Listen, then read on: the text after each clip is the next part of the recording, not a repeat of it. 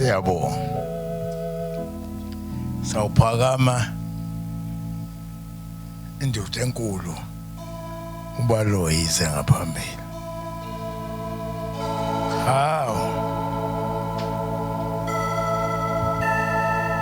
Wayebiza ukuthi umvutha umlilo.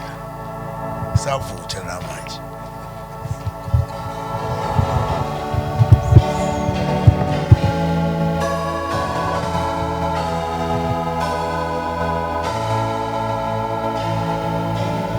Where the healing waters flow, where the joy celestial flow, amanzi alapayo kulomfula wentokozo ukuthula unothando khona le evulenile amanzi alapayo kulomfula wentokozo ukuthula unothando khona le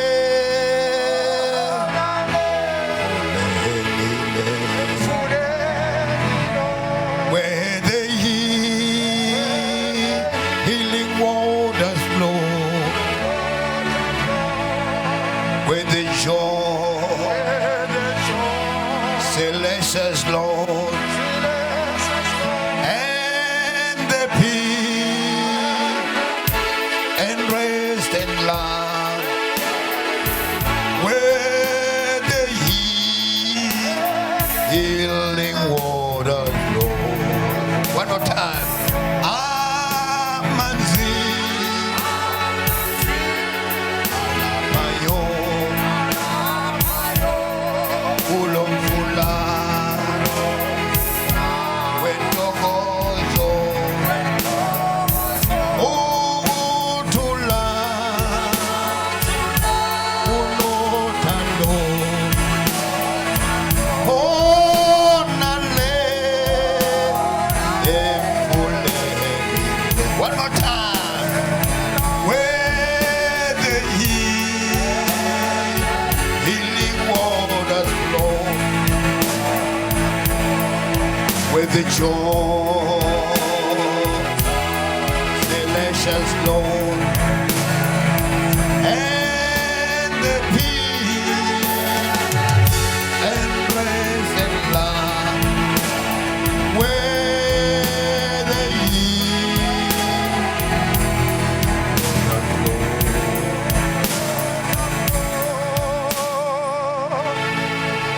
hallelujah. Oh wow. Hey Nkosi yami angazi umuntu ozenza njani. Phela mangiza la bengizobhaca, ngizokhonza, hayi ngizoshumayela. Kulukhuni kabi ukushumayela phambi kwaBaba wakho. Kodwa it's proud to talk phambi kwaBaba wakho. Oh, I've got a lot to tell. There's anyone can help me into this language, please? Ukhona ongasiza ngokutolika? Ngazama. Noma ungahlala khona lapha kodwa it's long. Well, I've got a lot to talk about tonight. Nginezinto eziningi engakhuluma ngazo namhla ntambama. I'm talking to the viewers at home. Ngikhuluma nabalaleli emakhaya. I'm talking to you in Mozambique, England, America. Ngikhuluma nabantu abaseMozambique, England ngaphesheya kuzo zonke indawo. Everywhere. Kuyo yonke indawo. Where the sound of my voice reach it. Lapho iphimbo lami lifinyelela khona. The God of heaven bless you. Nkosi yasezulwini nibusisa. Stay with us in Africa right now. It's about something past 8. We don't know in America what time now. Hlalani nathi kulesi sikhathi manje eSouth Africa is 10 past 8 asazi ke ngaphesheya. I've got a lot to tell. Ngineziningi izinto engazikhuluma. This HEC, it's my home. Ibandla leHEC kuyikhaya lami. It's my father. Ubaba wami ke lo. He brought me from the youth. Wangikhulisa ngisesemusha ebusheni. I learned a lot from him. Ngifunda izinto eziningi ke kuye. Many things. Eziningi izinto impela. His preaching, Ukushumayela, his personal life, impilo yakhe yobuqobo. to me it was a school. Impilo yakhe yonke ngobunjalo ibe isikole kimi. I learn even now. Ngisafunda njengamanje. Because in learning there is no stop. Ngoba ekufundeni ke ayakukho kuphelela. Except if your capacity of learning is packed up. Mhlambe ke mangabe isilinganiso sokufunda kwakho ke sihlukumezekile. And then it's where we've got a serious trouble. Lapho ke unenkinga enkulu ke lapho. Oh, I'm not alone. Ay angedwa ke. And then we have got the people where I'm working with. As much as I'm a father to Professor Vaccinated, Nginabantu ke ngihambisana nabo njengoba ubaba uprofessor ngilapha kuye. ngingumntana kuye. Ngingumntwana kuye I njalo. also have sons. Ayike nami nginamadodana. Hello, Hallelujah. I'm with my sons here. Nginamadodana nami ke la. Can you stand wherever you are? Ake nisukume lapho nikhona. God bless. Andrea Lawyer, Hallelujah. Andrea Lawyer. and then Given Law. Ugiveni ke lo ngapha. That is Arthur is my firstborn. Ayi ku Athens lapha ifirstborn yami. Hallelujah. Someone can ask, how come the son is white and the father is black? Omunye angabuza ukuthi ubaba waba mnyama indodana yaba mhlophe kwenzeka kanjani? It's happening. Akuyenzeka. Well, I've got a lot of testimony. Nginobufakazi obuningi. But before I just come to the testimony, turn with me in the book of John the Gospel, John chapter number 1. Vula ke ku John chapter 1. We read a normal and usual scripture. Sifunda nje umbhalo onormally, ojwayelekile. And then into the people, those who knows most the Bible, Abantu abaningi ke abalazi iBhayibheli, it's a boring scripture bathi ke la ngathi ungathi umlayezo obhorayo lo. because it's normally and then even the child from the Sunday school, he understands the scripture. Umbhalo ke ngathi uyabhora ngoba nabantwana beSunday school bayawazi. To know the Bible, Ukulazi iBhayibheli it's something else. okunye ke lokho. To believe the Bible, Ukukholwa iBhayibheli it's something else. okunye futhi lokho. You can know the Bible Ungalazi iBhayibheli and you interpret a lot of things about wazi it, nokuluhumusha ngalo, and then you tell the secret of the Bible, ukhulume nezimfihlo ngalo. but you only find that you don't believe what you explain. Uthola ukuthi awuyikholwela ke lento eshiwo iBhayibheli. And God, he doesn't wait for the people. He doesn't look for the people who's going to know the scripture only. uNkulunkulu akabheki abantu abanolwazi ngeBhayibheli kuphela. He wants the people who know the Bible Ufuna abantu abazi iBhayibheli and you live in it. bese uphila kulo. It's what make it different. Lokho kwenza umehluko ke. To know and explain the Bible, Ukwazi ulichaze that's making it different. akwenza umehluko. Hello? Glory to It's Jesus. like somebody who learned about England. Ubani umuntu owazi ke owafunda ngeEngland. You just like somebody Weza omunye umuntu ekhulu. ufanana nomuntu Ufana no like somebody owafunda ngeEngland, who learn about England but you never be there. who never been there. Ongakazi abe lapho. But even it's better somebody who never learn about England, Ungcono umuntu ongakazi afunde but ngeEngland. they've been there. Kodwa uke wathi qathatha. Hello? Hallelujah. The God is so merciful to me. uNkulunkulu waba nomusa kimi. He deprived me the education. Wangehlisa kancane wangisha Wangisha the education, imfundo. but he given to me the wisdom Wanginikeza kodwa ukuhlakanipha to know him. ukuthi ngimazi. Because that is it's a face of wisdom, of understanding. Ngoba lokho ukuhlakanipha okukhulu kokuso When you ngakho. know God, Uma simazi uNkulunkulu, you have to know him in the different ways. kumele umazi ngeindlela ezahlukahlukene. You must know him kumele umazi as a God njengonkulunkulu of heavenly.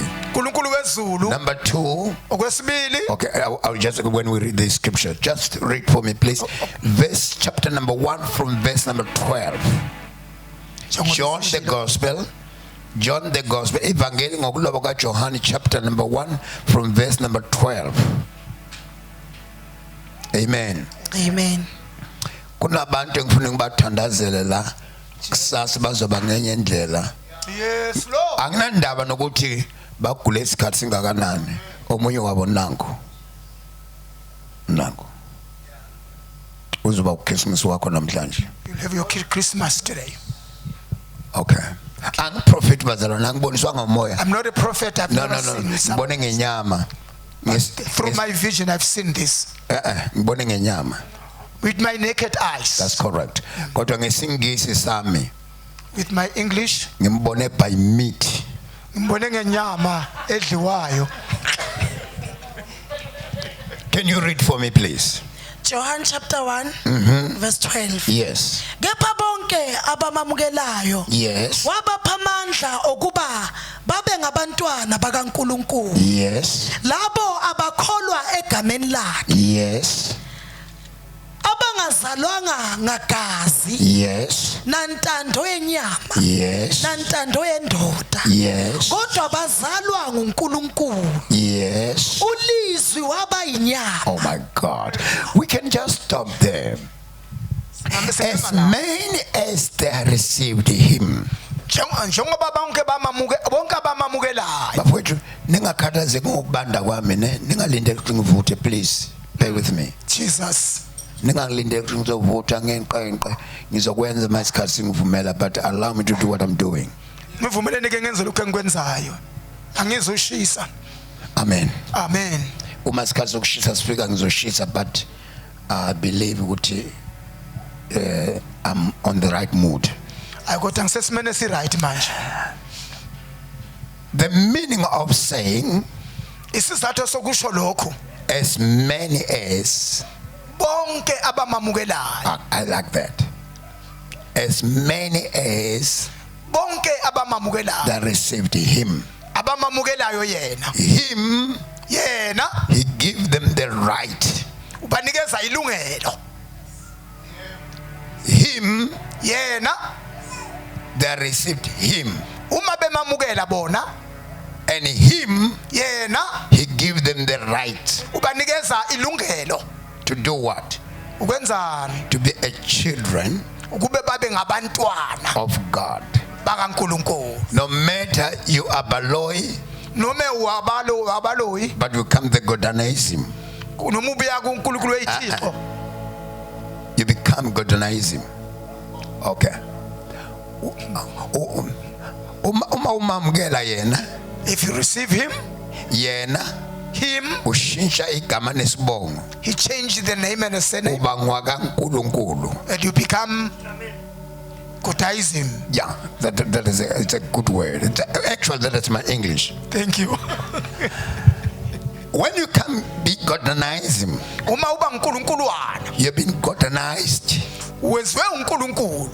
The mind must be changed. Ingqondo kumele ishintshe. The way you were thinking before. Ngalendlela ubuqabanga ngayo ngaphambili. The action of thinking you have to change. Indlela oqabanga ngayo kumele ishintshe. Because there is a place where you belong. Ngokuba kunendawo obelonga kuyo engeyakho. Listen to this. Ngilaleleni la. As many as they received him, Bonke abamamukelayo, he gave them the power. wabanikeza amandla. And other translation says, Elinye uhumusho lithi he gave them the right. ubanikeza ilungelo.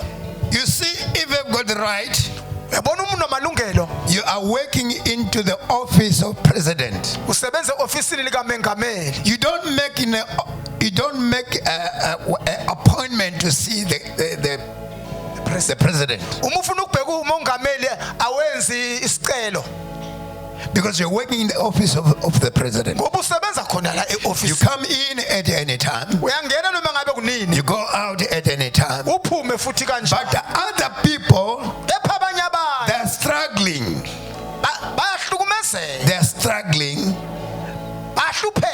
to see the president. ukumbona nje umongameli.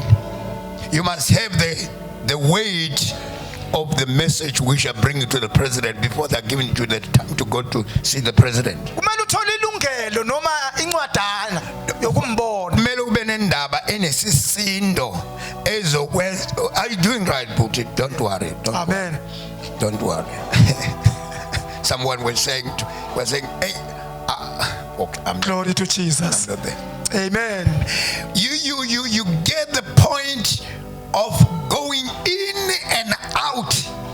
Uthola ithuba ke lokuthi ungene uphinde uphume. Even if you've got the president have got something in his mouth, you can just come and take out. You say, President, I'm sorry about this. Noma ungabheka iphutha nje noma khona okuthile okusemlonyeni You have got the right to do such. unelungelo lokukwenza lo. And the president does it. What are you doing to me?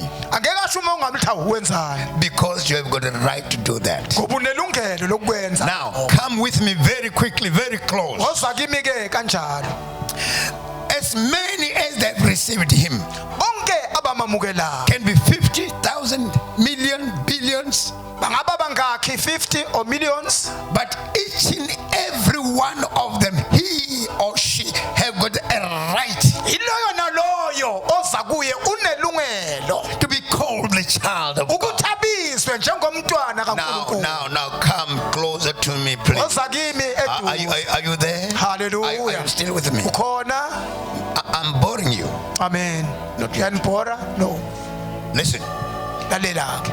Now, when you become a child of God, Uma uba ngumntwana kaNkulunkulu, everything which God has is yours. uma uNkulunkulu kukhona anakho okwakho. Bamba, everything Konke which God possesses uNkulunkulu anakho is belong to you. okwakho nawe. Jesus. Hallelujah. When you look into the book of Ephesians chapter number 1, Uma ubheka incwadi kwabaseFesu isahluko sokuqala no, don't read it now. Don't read it. ayifundi. Don't read it now. Just take it home. Verse number 15 and 16, 17. Njengoba eseshilo, Paul, he said, uPaul uthi, since I've heard the story that you believe in Jesus, sengizwile ngokukholwa kwenu. I'm not ceased to pray for you people. Akudingi kuba nginikhuleke. Angiyeki Ukunithandazela. to pray for you. I'm not ceasing to pray for you, Angiyeki ukunithandazela. that the God of mercy, Ukuthi uNkulunkulu womusa, the Father of our Lord Jesus Christ, Baba wenkosi yethu Jesu Kristu, in other words, ngamanye amazwi, that is your Father. ubaba wakho loyo. He says, Uthi He must give into you the spirit of understanding kumele anikeze umoya wokwazi, and the spirit of revelation. umoya wesambulo. When you go, I'm sure, to number 18, it says, Number 18 uthi the eye of your understanding, amehlo okwazi it must be lightened kumele akhanyiswe in order for you to know the reason of your calling. ukuze nazi isizathu sokubizwa kwenu. That's correct. Kodwa ngokweBhayibheli lithi niza nazi ithemba lobizo lwenu. Now, if you don't know why God have called you here, you just sit here as a person who come to warm up the chair. Uma ungakwazi ke lokho uyahlala nje la ufuthumeza isitulo You have got no reason. ngoba unaso isizathu. You enjoy the singing, Ujabulela ukuhlabelela you enjoy the preaching, nentshumayelo, go home ubuyele ekhaya with empty-handed. izandla zingaphethe lutho. To make sure that you are empty-handed, Ukuthi ke izandla zakho aziphethe. when you meet the devil right at the door, what are you doing? Uma uhlangana noSathane endleleni wenza njani emnyango? Jesus. Listen, there is a story which I don't want to go later.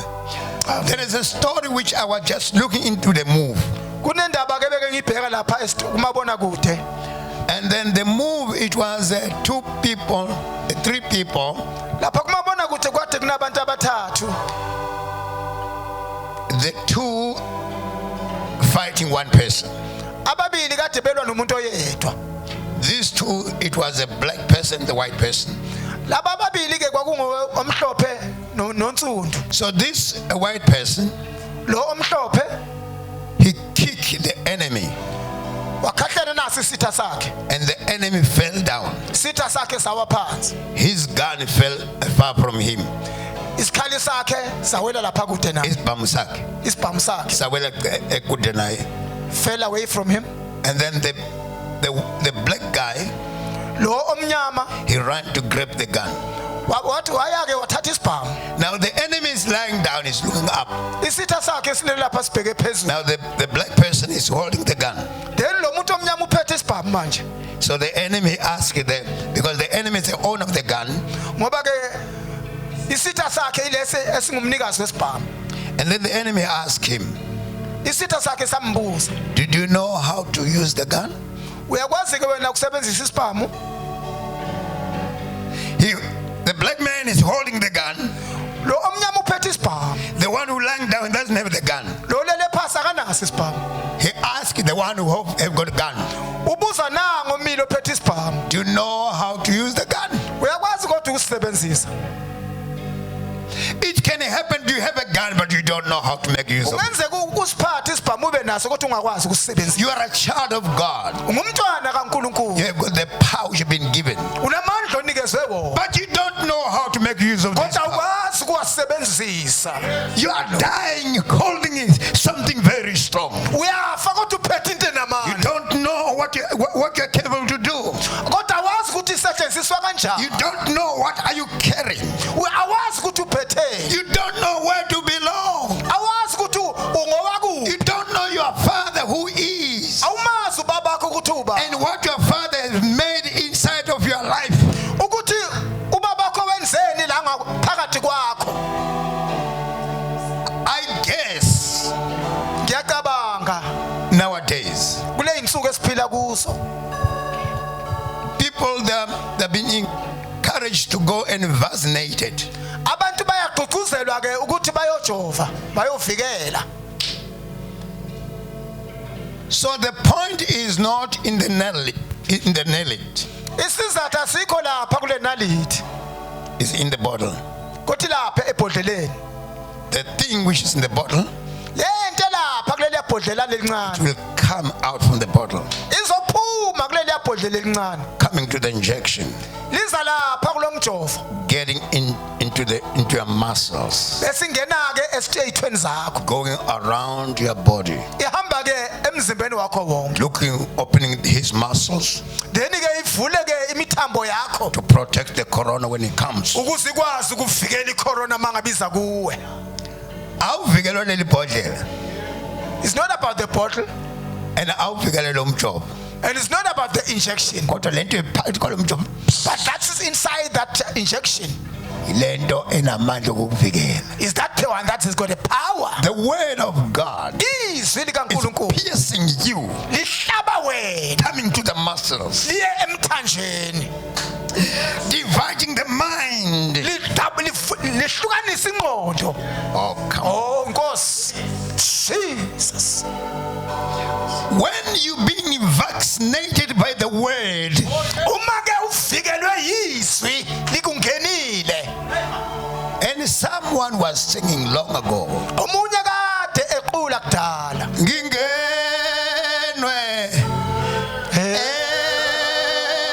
emoye Eniwa. ilizwi lakho ke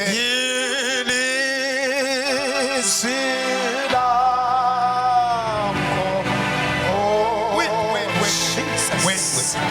What happened is because when you become a child of God, Uma uba ngumntwana kaNkulunkulu it's not just a title, akuwona umchele nje. akusona sikhundla nje, Okay? but Kodwa it's the things which God did inside of you. ilento uNkulunkulu ayenze phakathi kwakho. Let me just stop there Ake ngime lapho. and coming to T.H. Baloyi. Ngize ku TH Baloyi manje.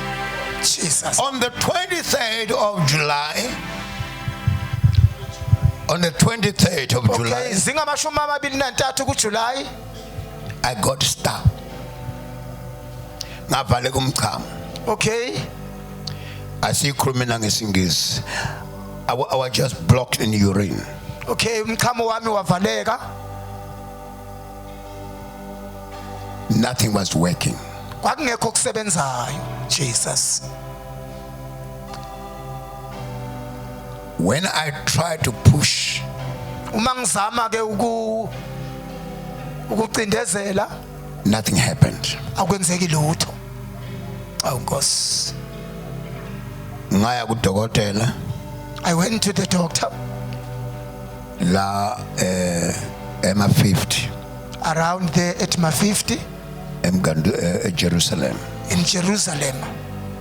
Bangitrain. They tried to train me. Ngabuya ekhaya. I went back home By 10 o'clock, at about 10 o'clock. it was another story. Oh, kwaba ngenye indaba. Jesus. I was blocked. Ngavaleka. Yayingekho into engekho kubuhlungu. Nothing was painless. Everything, I was just in the rough page. Konke kwakunzima kimi. Awu Nkosi. My children that took me to hospital, Abantwana bami bangithatha bangiphelezela ku doctor esibhedlela kwa doctor. while I was in the hospital, Sengisesibhedlela here's what I discovered ngamanesi. ngase ngithola something ke ngabo abahlengikazi. Bathi abantu abanesi banenhliziyo embi. The nurses have got evil hearts. No, people that say the nurses have got evil hearts. People say so, they are very evil in their hearts. No, they are not. Kodwa banjalo. Bajwayele ukukhala kwabantu. They are used in this crying. Mawuza uzokhala usakhala njengalo wake wakhala futhi. If you come and crying, it's a normal thing. Ayisabathusi lento. They are not being frightened by that. When I come in, Mangiza ke, you see, I was not able to sit in the seat of the car. angakwazi ukuhlala nasemotweni. I used to put my both hands in this, that my bum must Angibambelela not come, esihlalweni emotweni. my bum not just touch the seat. Ngoba ngangakhona ukuthi ngithinte isihlalo ngezinqe zabo. Ngoba kwakungalalekeki, I was sleepless, kwakungahlalekeki, kwakungahambekeki. unable to walk as well. There is nothing was functioning.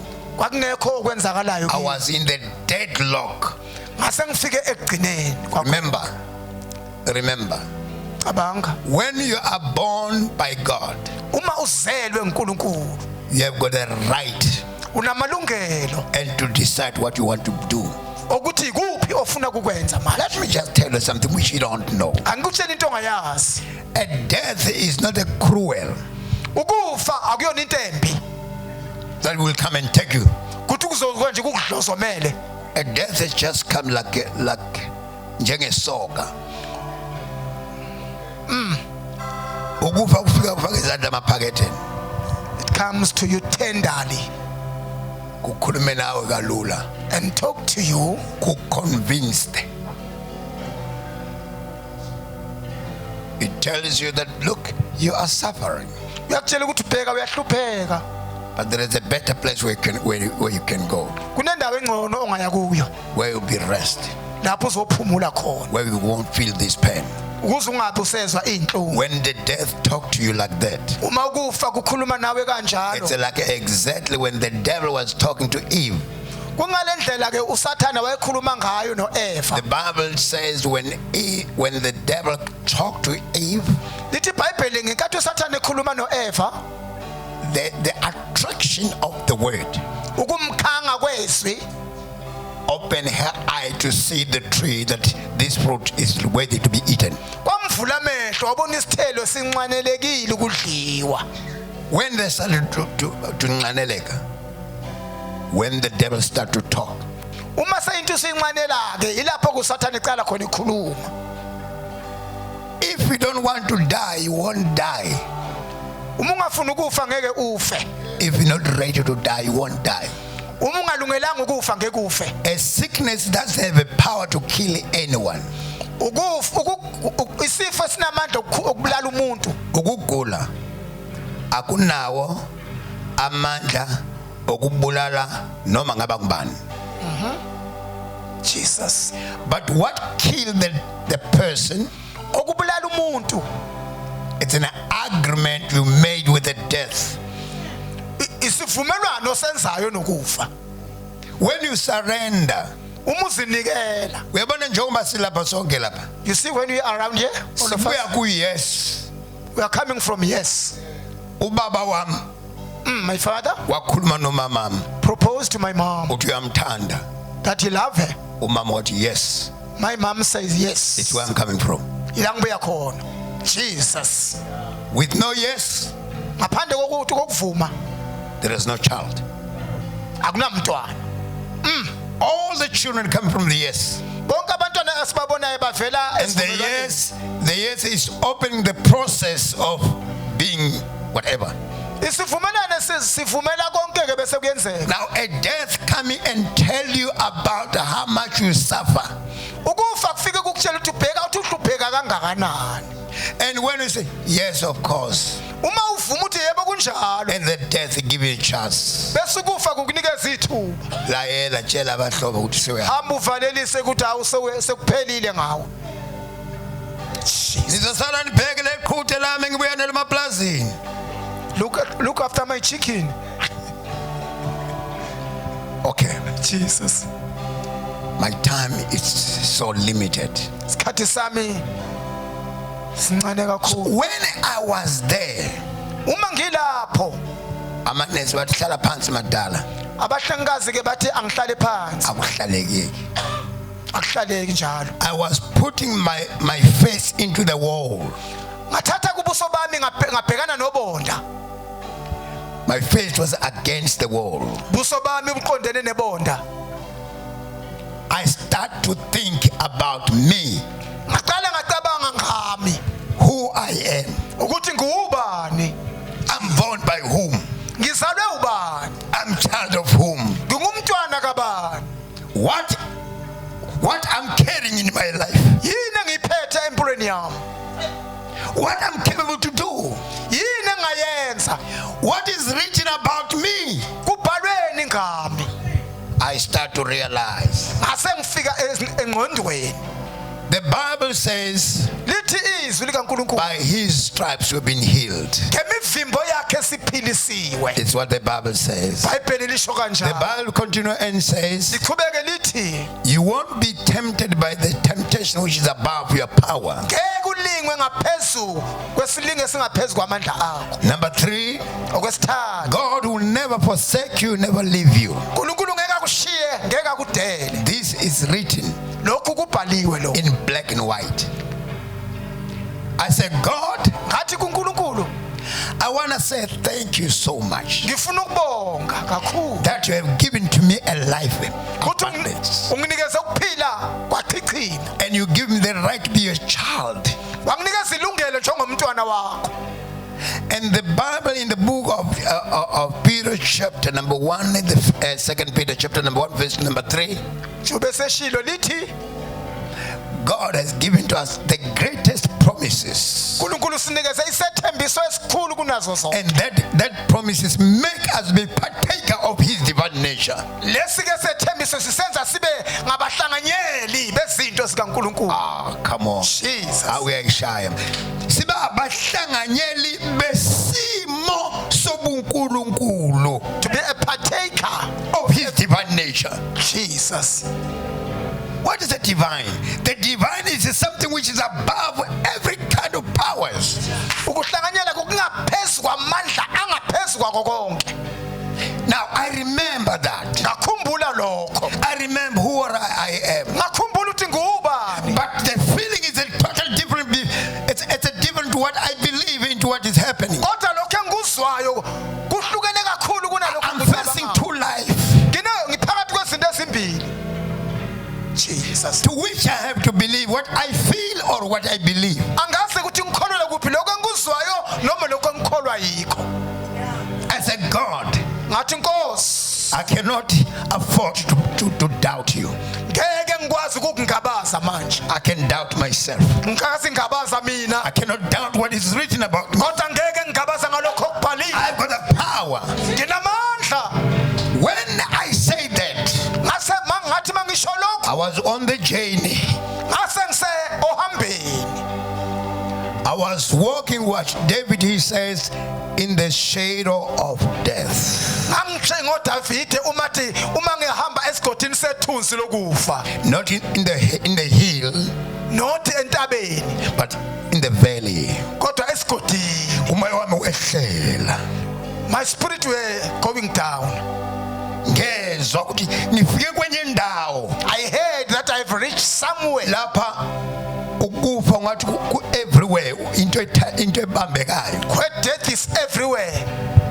Kodwa into engisize isibani lakimi. What helps me is That power which have been given amandla the engiwanikeziwe. day I surrender my life to Jesus. Ngalolo suku enganikela ngayo impilo yami kuJesu. I said, God, Ngathi Nkosi, you prove everything to me, wenze izinto eziningi kimi. but I cannot afford to doubt you. Kodwa ngeke Nkosi ngingabaze ngawe. The Bible says Bible lithi you cannot allow us to be tempted by the temptation which is above our strength. ngeke uvume silingwe ngaphezulu kwamandla ethu. It says been healed. Siphilisiwe, It says you never forsake us, never leave us. ngeke usishiye, ngeke usidele. I said, but now, Ngase ngithi Nkosi, kodwa manje what I feel, lokho engikuzwayo it seemed to me kusho ukuthi kimi you're not with me. awukho nami. What I feel now, Lokho engikuzwa manje it's above my strength. kungaphezulu kwamandla ami. It's unbearable. Akuthwaleki. Ngikhuluma lezinto ngiyahamba njalo Jesus. ethaneleni limnyama.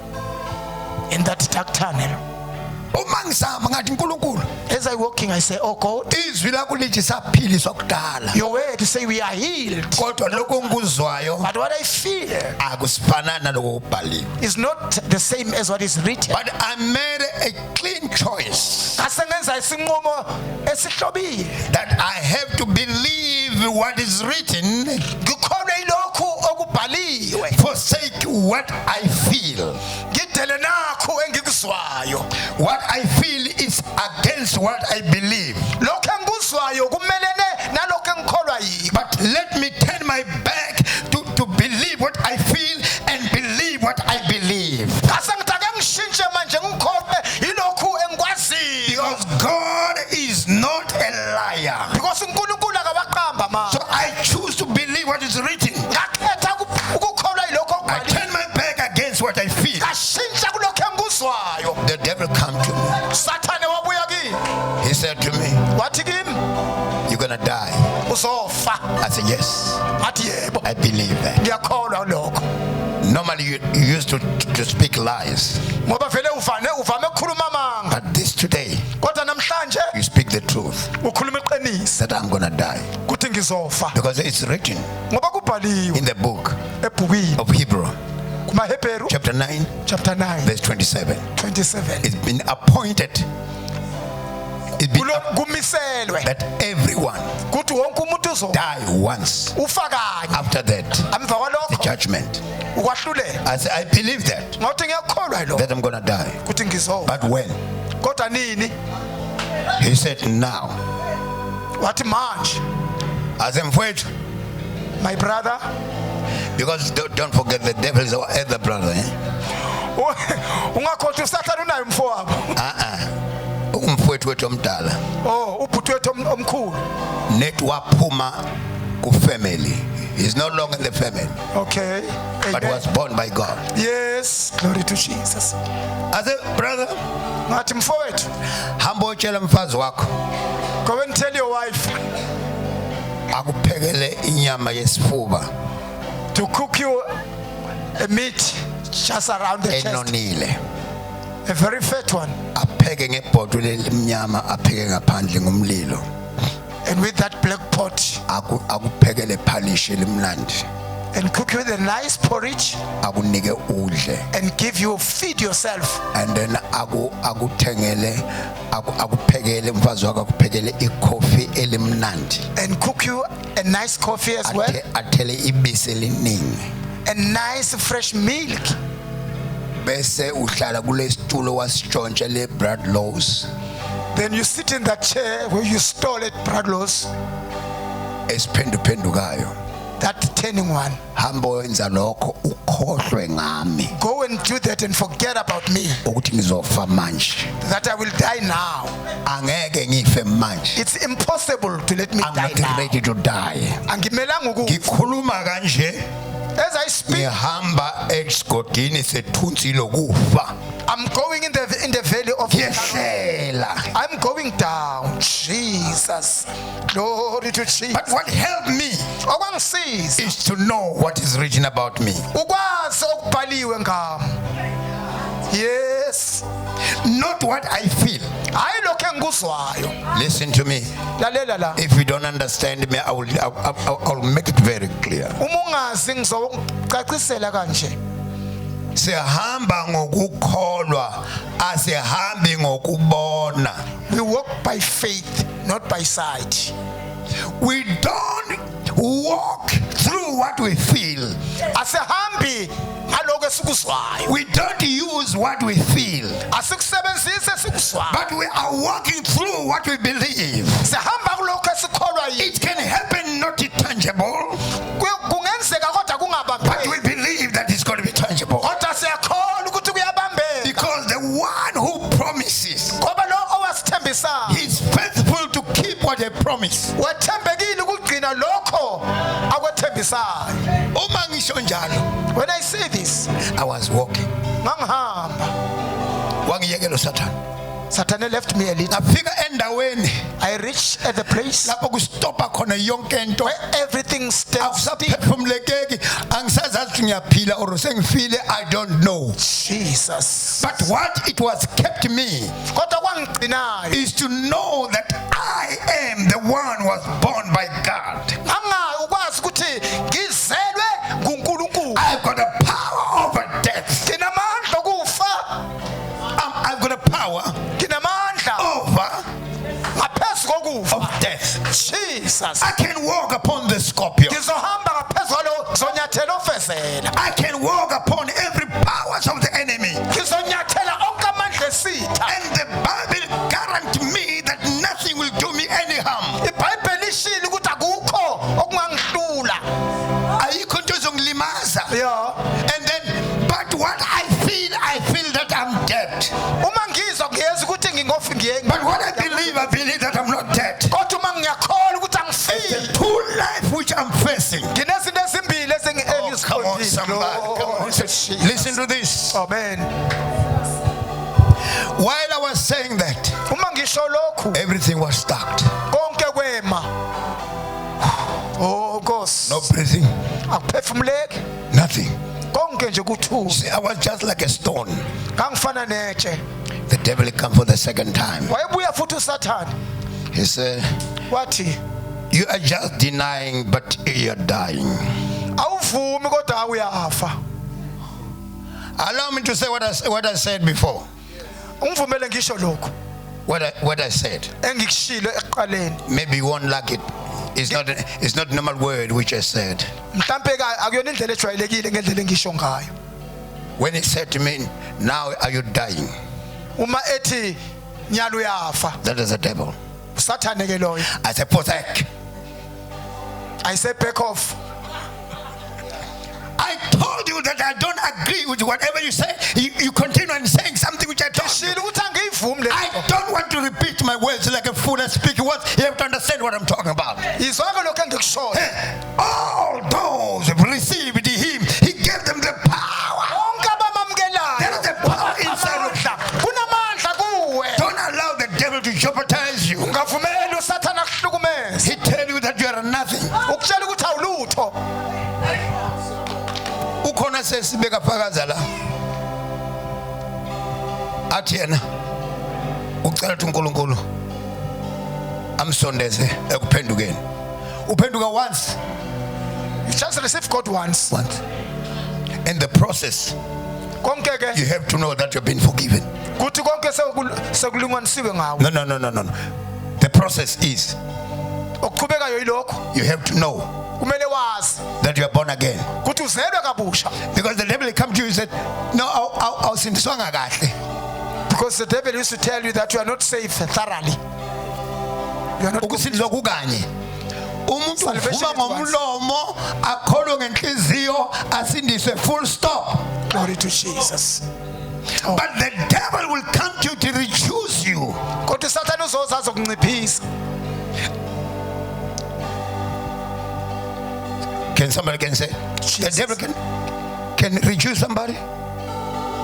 Somebody can say the devil can reduce somebody? Satan angakutshela akunciphise noma akuthome. Omunye angathi uSathane uyakwazi ukwehlisa umuntu na? Yebo. Uyakwazi ukukwehlisa akwenze ube inkukhu. Uma athanda akwenze ube lalela. 12 men went to spy the land. Bahambe bangamasosha batrainiwe.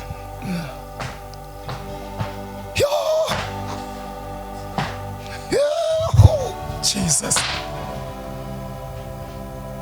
Kodwa mabafika le uSathane kwaba reduce kwabehlisa.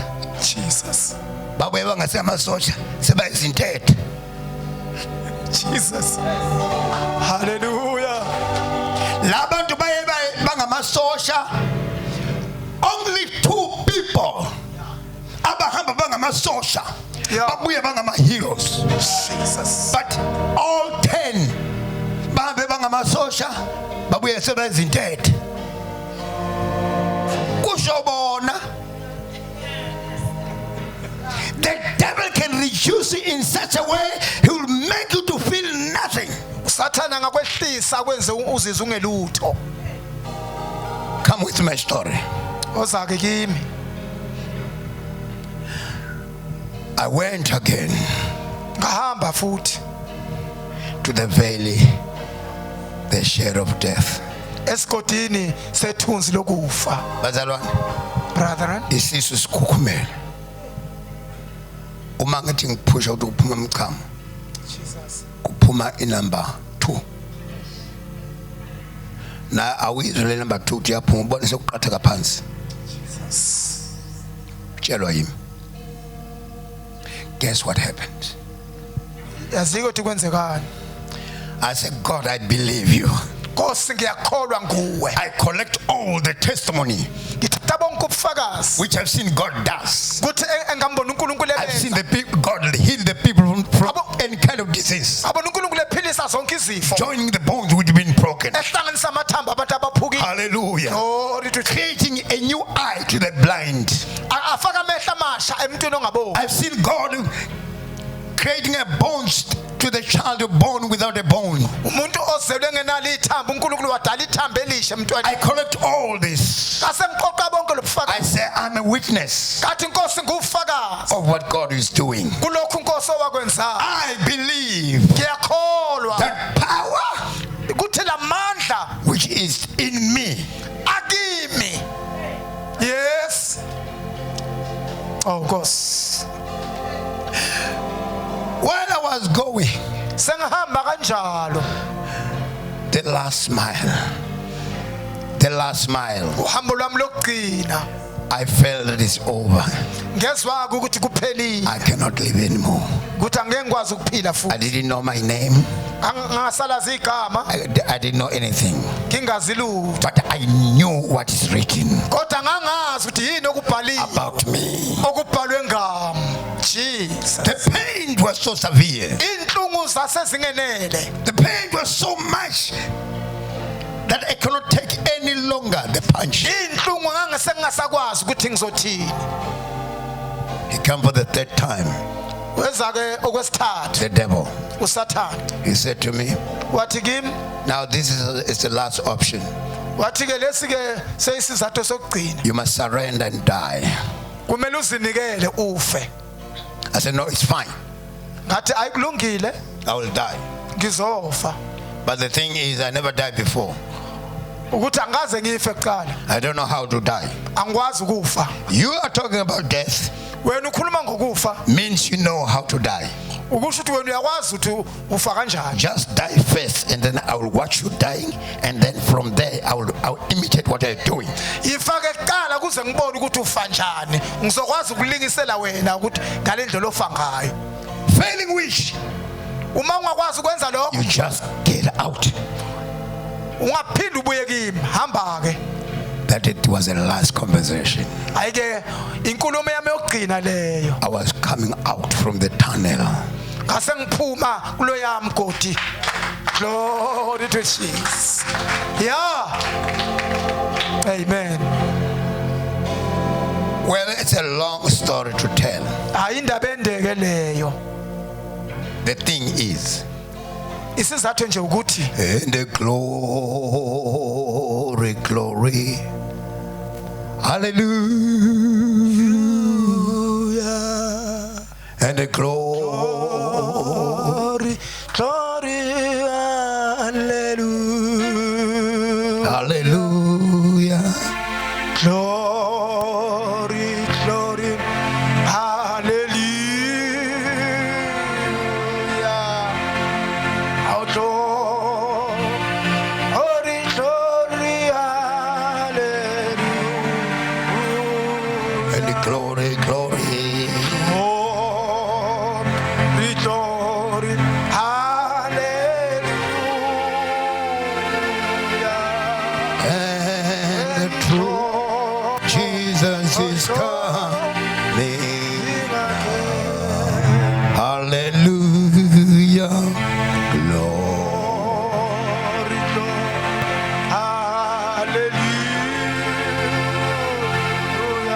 Hallelujah, glory.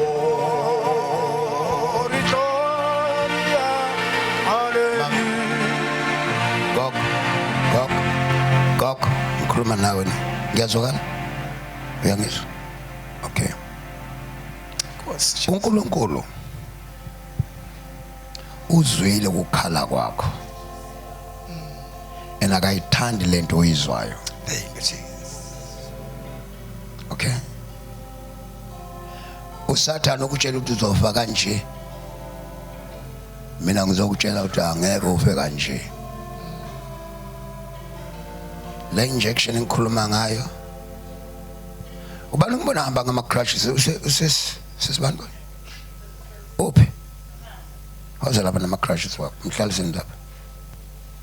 Lalelani, God is ready to give us a Christmas. uNkulunkulu ufunika isipho sika Christmas. Hlukanisa. Right. Why I'm saying that? Kungani ngisho lokho? I'm not prophesying. Angiprofeti. I'm not dreaming. Angiphuphi. I'm not seeing the vision. Angiboni futhi nombono. I'm just telling you. Ilokho just enginitshela kona. Futhi anginandaba ukuthi uyayikholwa lento ngitshela noma uyikholwa, I don't care. Kodwa lento ngitshela nizokwenzeka namhlanje. Thank you Jesus. Peter he once said, uPetro wake wathi, silver and gold we don't carry it, isiliva negolide anginalo. but what we have, Kodwa lokho esinakho we've got something very special. kwakunento ethile ebalekile la. He said, I'm gonna give it to you. Lokho enginakho ngizonikeza kona. Listen. Lalela. Mina bangifaka isigubhu ngoJuly. Jesus. Bangifaka isigubhu ngoJuly. I was carrying container from July. Okay, ngangiphethe isigubhu, ngithwele isigubhu kusukela ngoJuly. Somchamo, eh? Okay. Just imagine a person, a man of my caliber, Cabanga kumuntu ofana nami. walking around with a urine. Ehamba nje ephethe isigubhu somchamo. Do you think it's a good idea? Uthi kuhle lokho? I talked to that container. Ngakhuluma naso lesigubhu. Ngathi wena container ngiyakuzonda. You container, I hate you. Ngathi futhi ngu-TH mina. Ngu-TH mina. Ngingu-TH mina. Ngizokubhubhisa kabuhlungu kabi wena. I'm gonna destroy you. You must introduce yourself to the enemy. kumele uzethule esitheni sakho The devil doesn't know what are you carrying. ngoba usathana akazi ukuthi uphetheni. David, he said, uDavid wathi I don't care how huge are you. anginandaba ukuthi umkhulu kangakanani, I don't care about the weapon which you're carrying. anginandaba nezikhali lezoyithwele Because Jehovah doesn't save by the weapon. ngoba uJehova akasindisi ngesikhali. You say, I'm coming to you Ngiza kuwe carrying the name. ngiphethe igama. Glory to He Jesus. said that name is going to chop you down. Leli gama Izokulahla phansi. lizokulahla phansi. He said, if you don't believe what I'm saying, Uma ungakholwa lokho engikushoyo you will believe my action. uzokholwela izenzo zami. Listen, Lalela. when I was through about this, the shadow of death, Sengicedile ke ngesigodi sethunzi lokufa. it's a long story to tell. Indaba ende engizonitshela yona. It's a long story. I won't tell everything. Ngeke nginitshele konke. But finally, when I was just going to because God is trusting you. Ngoba uNkulunkulu uyakwethemba. Says, uNkulunkulu uNkulunkulu ukwethembile. ukwethembile impela. Yes. Yes. Let release Dedela. the giant. Nali iqhawe elinamandla. There is a giant inside of you. Kuneqhawe elinamandla phakathi Release kwakho. that giant, Lidedele. and everything will be okay. Konke kuyaluka uzolunga. There is a giant light inside of you. Kuneqhawe elingaphakathi kwakho. Yes. When the devil woke up Uma usathane ehamba noma evuka every day, every day nsuku zonke. it's what the Bible says. iBhayibheli lithi Goliath, uGoliath he was shouting in daily basis. ubememeza ubusuku nemini. When he woke up from the breakfast, Uma eqeda isidlo sakhe sasekuseni he tells the army of Israel, ukhuluma ke nempi yakwaIsrayeli. why he talk? Wayakhulume He paralyzed the power because ukhubaza amandla which they're carrying. abawaphetheyo. The Bible says iBhayibheli lithi the king Saul inkosi uSawuli and the army of Israel, nempi kaIsrayeli they were so terrified. basatshiswa.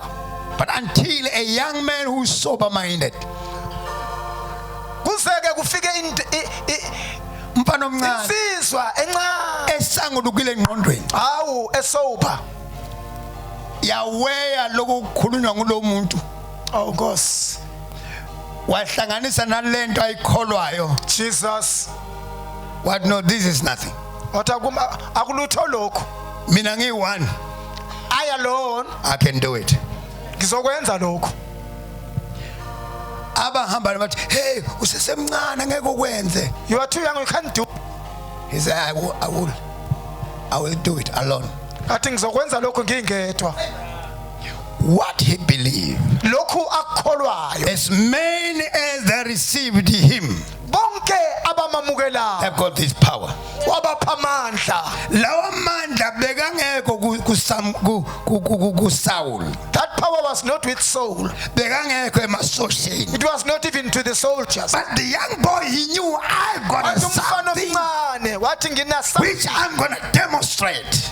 lokhu ngizokwenza. Hey, lalela. Listen to this. You must demonstrate what we have. Kumele ukuveze lokho nakho. Gogo, kunamandla ala, Oh Nkosi kunamandla. Jesus. Wawathethela lamandla uzozwa nala enyaweni. Glory to Jesus. Lento izwa lapha enyaweni la amanga kaSathane. Yeah. uSathane mas azokwenza ukuthi ube isigqila sakhe, ulebula isifo ngegama, Yeah. athi uphethwe arthritis, akakutshela uphethwe devilish, akakutshela Thank you Jesus. uphethwe ipragisathu ebuye German,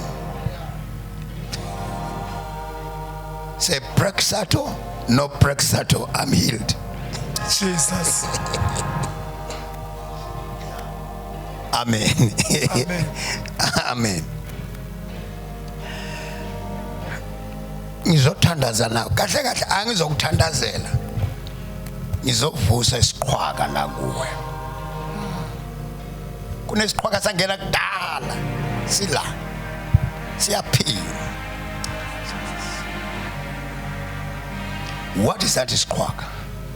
Yini ke lokhu The kukhubazeka? knowledge of Ulwazi. you have the power Ulwazi lokuthi unamandla. since you have received him. Njengoba bonke abamamukelayo. Mina into yangisiza What helps me ukwazi is the knowledge. what I'm containing, Kuthi nginani? what I'm capable to do. Kuthi ngiyini nginayo. Usathane ngamenza abemncane. I can change the devil to be just as a tiny. Ngamsqueeze usathane kwaba mncane. Ngiyamfinyeza abemncane. Jesus. uJesu ngamdedela kwaba mkhulu Oh yes, I expand ngoba Jesus uvuyile kwaba file. because he has been risen from the dead. Ubuya khona ethuneni. He's from his grave. Akalisabi ithuna. He doesn't ashamed or fear the death. Ngeke umthuse ngokufa You can't just scare him with death ngoba ubuya khona kufeni. because he's coming from the dead. Lalela ukuthi uthini. Just listen to this. Behold, Lalela. all the powers Onke amandla in heavenly places, ezulwini in the nasemhlabeni earth, nasemhlabeni under the earth, naphansi all komhlaba. powers belong to me. Onke amandla nikezwe mina. Manje Oh Nkosi. lento gogo ezinyawo zakho iwathatha phamandla Thank you okugoqela izinyawo. Jesus. Just ask that question. Sibuzo lo mbuzo. Udokotela uthe My doctor said uma ngihamba elangeni if I'm walking on the sun, amathambo my bones ayashrinka. ayashwabana. Kusho udokotela. That says the doctor. But the Bible says Izwi lithi those who trust upon the Lord, labo abamethembayo they shall renew in their strength.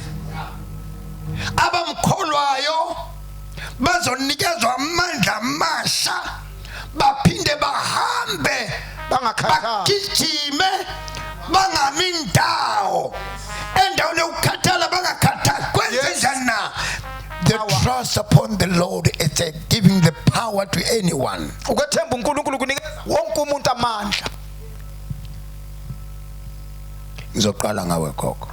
Amen. Okay. Yes. Angisho ukukholwa ngiyakwazi ukuthi uyakholwa. I don't say you. Ngiyakwazi ukuthi usindisiwe. I know you are safe, Kodwa ngifuna ukudedela lesiqhwaga esilapha. but I want to release the giant uSathana asinyathele entanyeni. that the devil has trapped in his neck. Lesiqhwaga sikhuluma kancane. That giant. Ezulwini siyahlabelela hosana. uSathana ukutshela ukuthi ezulwini no ngaphandle kwasezulwini la. Jesus. Namhlanje Oh God. angikhulumi ngakusasa ngikhuluma nganamhlanje. Oh God. Uthi uSathana somdala. You're old enough. Awusumdala kwezifo umdala wakho.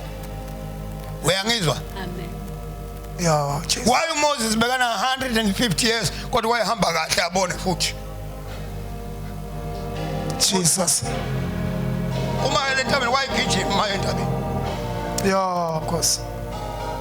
100 and something years. Thank you, Jesus. Hello. Yes. Wena sesemncane wayenza 100 man. Sinama 100 mangaka wena? 85. Oh Jesus. Oh, of course. Jesus. Oh, of course. Dedele siqhwaga. Release the giant. Ngilandele. Jesu Jesus. I believe. wena siqhwaga ophakathi kwami. Stand up. I want to go now. Yes. Ufuna ukuhamba manje. Udala uSathane uSathane engigogile. angigogile Kodwa namhla sengizwile unamandla. usinamandla Sathane uzobona ke namhla. uzobona namhla Ungibheke kahle. Ungibheke kahle. Mangisuka la. Uzomangala nawe. uzomangala Ukwenza njani? uzokwenza Hayi lalela Sathane. lalela Sathane Lalela kahle. lalela kahle isiqhwaga bewusinyathelile. bewusinyathelile Sivukile. ngoba Inkosi ngoba inkosi ivukile. ivukile Yes. kwabafileyo Abafileyo. nyakazisa izinyawo zakho nyakazisa izinyawo yenza into engenzeki yenza into engenzeki Yeah. yes yenza into engenzeki gogo yenza into engenzeki isiqhwaka sivukile simenge izinyawo sifuna ukuthi awuzwake naka icathulo khahlela gogo yes kwenzekana khahlela cabanga lo muntu wakhe uqala lesikolweni sesencane mangaqhamukela ngamkhahlela kanje wenze kanjalo ya ungamlimaza ngokwenza njalo ya awuzoyi ungcono ke sukuma gogo kahle mtesi usathana umele emva kwekhanda lakho utshela ukuthi uzokuwa utshela kanjalo ukuthi uzokuwa utshela ngeke ngiwe stand up sukuma amesandla sami hlala phansi sukuma isiqhwaka sivukile sibenge izinyawo khona indoda Yes.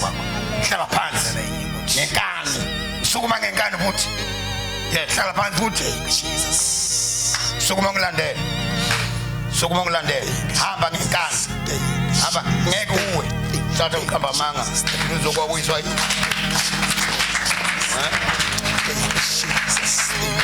This is what Jesus can do.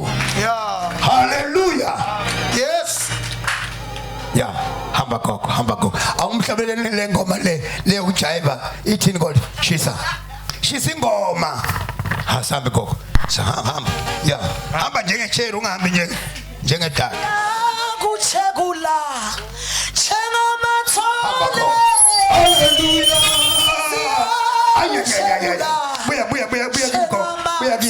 Buya.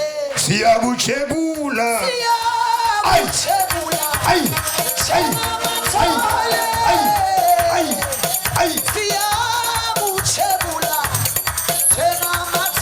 China soke.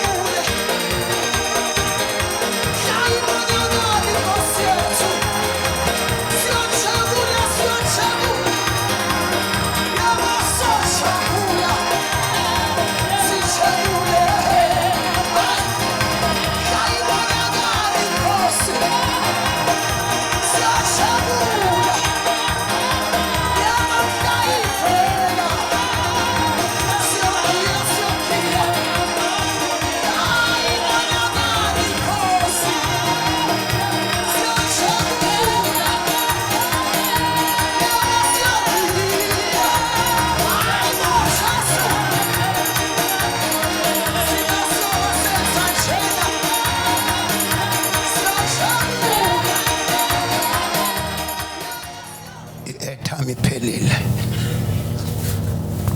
Hello. Ngibongile baba.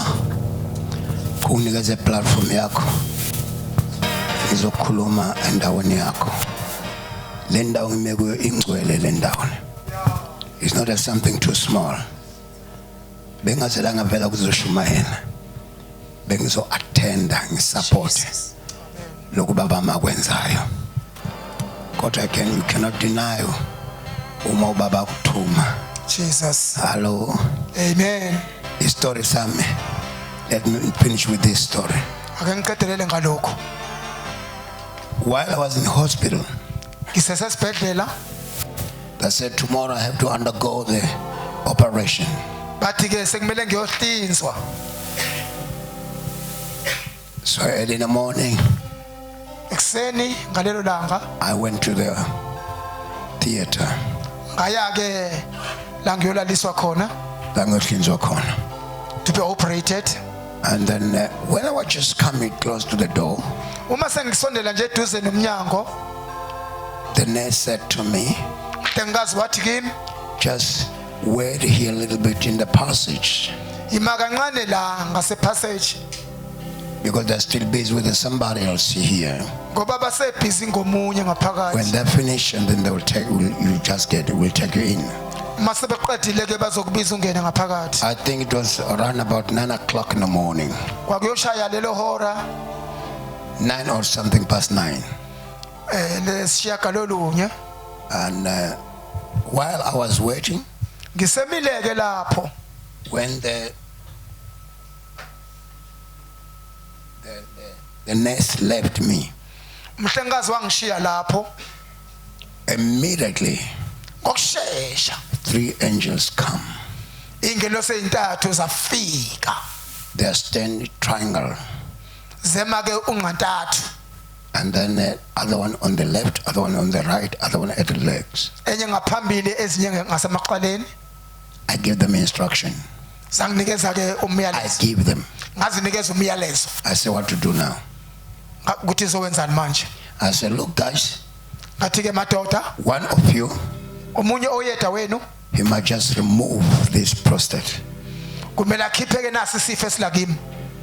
And then one of you, Omunye he must heal the wound. apholise amanxeba.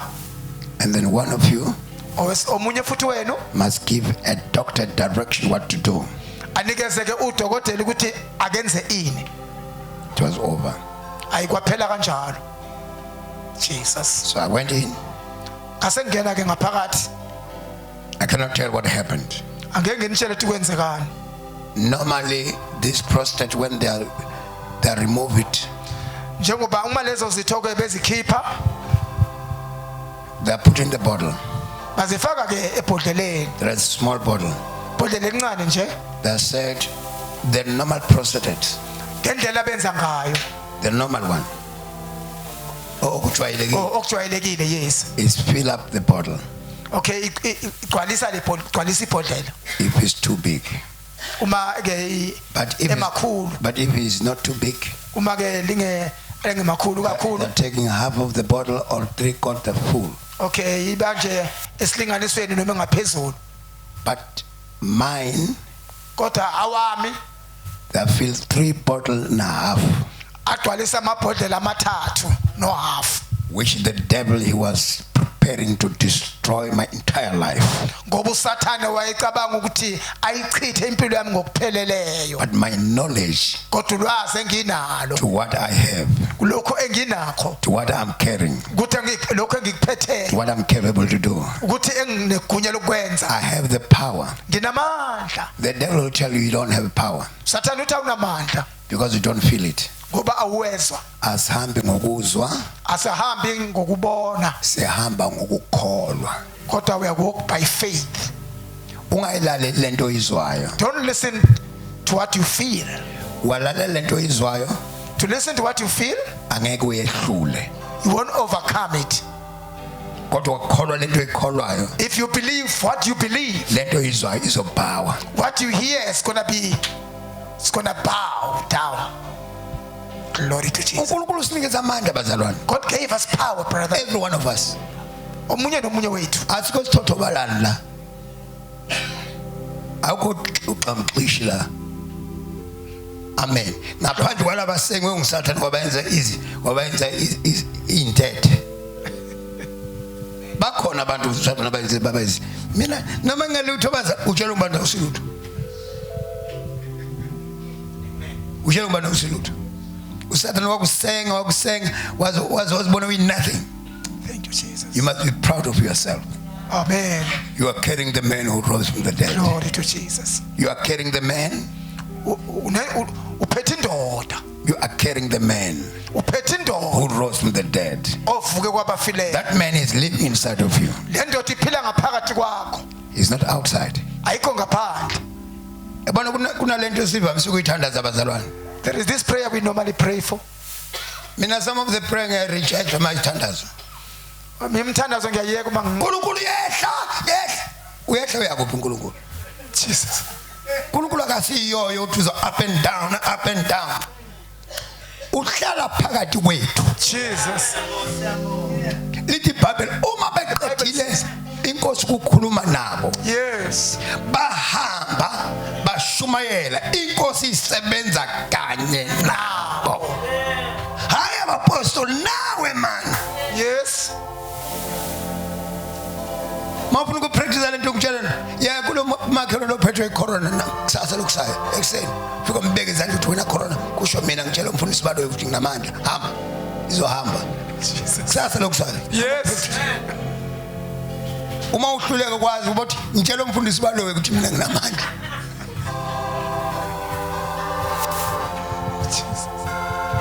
Hallelujah. Jesus. Amen.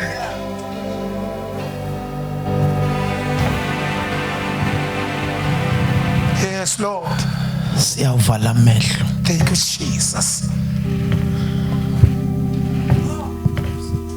Yes, Lord. Bonke labamemukela. Wabapha amandla. Okuthiwa babizwa ukuthi abantwana baNkulunkulu. Kukhona amandla sinikezwe wona. Egameni likaJesu. Ayezwakala lamandla khona. Kodwa kukuwe ukuthi uyaw-activate yini. Bongathi inkosi activate lamandla empilweni yami. Akwazi ukuoperate, akwazi ukusebenza. Size yami impilo namhlanje ntambama. Sengizwile ukuthi bonke abakwemukela bathola lamandla. Babe ntambama activate that power. Activate that power in my life. Akasime ngenyawo. Lamandla esawamukela akhona yezwakala. Kodwa kumele ukuthi asebenze. Thixo ngithi uma ngiphuma namhlanje. Angithi uma ngiphuma namhlanje lamandla unikeze wona asebenze. Hallelujah. Akhona lamandla sinikeziwe. Suka.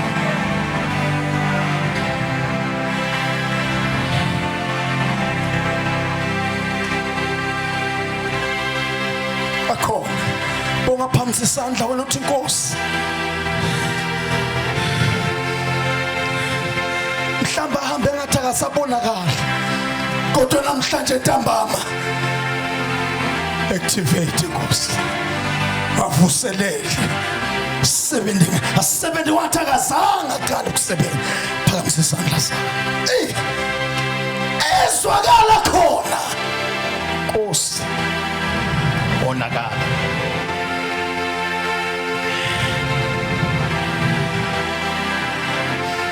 Hallelujah.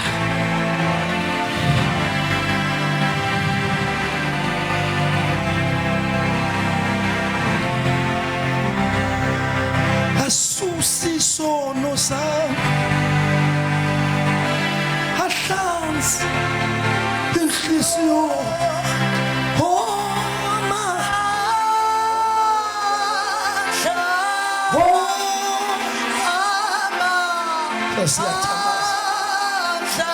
Amandla